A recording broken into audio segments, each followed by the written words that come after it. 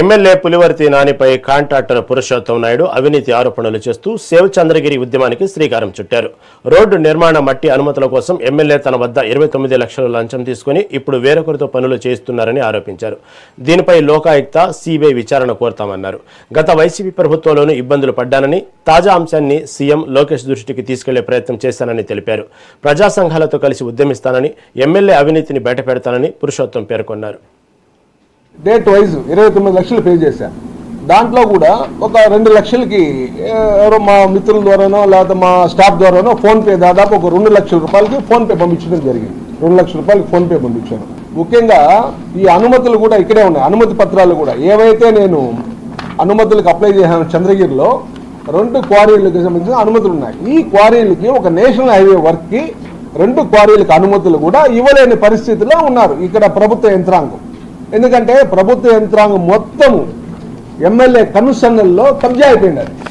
అంటే ఏ మండలంలో తీసుకున్నా కూడా ఈరోజు ఎమ్మెల్యేని కాదని ఏ ఎంఆర్ఓ కూడా, ఏ ఎంపీడీఓ కూడా, ఏ పోలీస్ స్టేషన్లో కూడా అధికారులు ముందుకొచ్చి పని చేయలేని పరిస్థితి మాకే కనపడింది ప్రత్యక్షంగా. ఇంక మామూలు ప్రజలకైతే నేను చెప్పలేను. స్వయంగా నాకే ఇంత, నేను ఒక పార్టీలో, నేషనల్ పార్టీలో ఉండి ఇంత చేస్తా ఉంటే మాకే ఇలాంటి పరిస్థితి. ఈరోజు చంద్రబాబు నాయుడు గారు, గౌరవ ముఖ్యమంత్రి గారు, గౌరవ విద్యాశాఖ మంత్రి నారా లోకేష్ గారు నిత్యం ఢిల్లీ ప్రయాణం చేస్తున్నారు. మోడీ, మా ప్రధానమంత్రి మోడీ గారిని కలుస్తున్నారు. ఎన్నో పథకాలని ఆంధ్రప్రదేశ్ తీసుకొస్తున్నారు. అలాగే ఈ రాష్ట్రంలో ఎన్ని వేల కోట్ల నేషనల్ హైవేస్ వస్తున్నాయంటే మీరు రోజు పేపర్లో చూస్తుంటారు.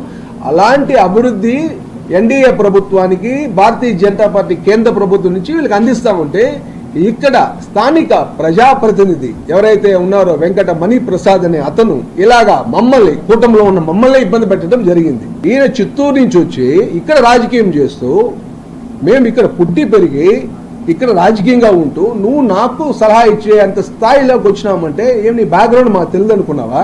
నువ్వు నన్ను అక్కడ మట్టెత్తుకో, ఏమి మీ జాగీరా ఇది, నీ సొంత జాగీరా ఇది, మీ పట్టా భూమే, అధికారులంతా గుప్పిట్లో పెట్టుకొని వ్యవస్థలంతా నాశనం చేస్తూ ఈరోజు ఇలాంటి పరిస్థితి నాలాంటి వాటికే వచ్చిందంటే మిగతా ఎలా సామాన్య ప్రజల పరిస్థితి? 29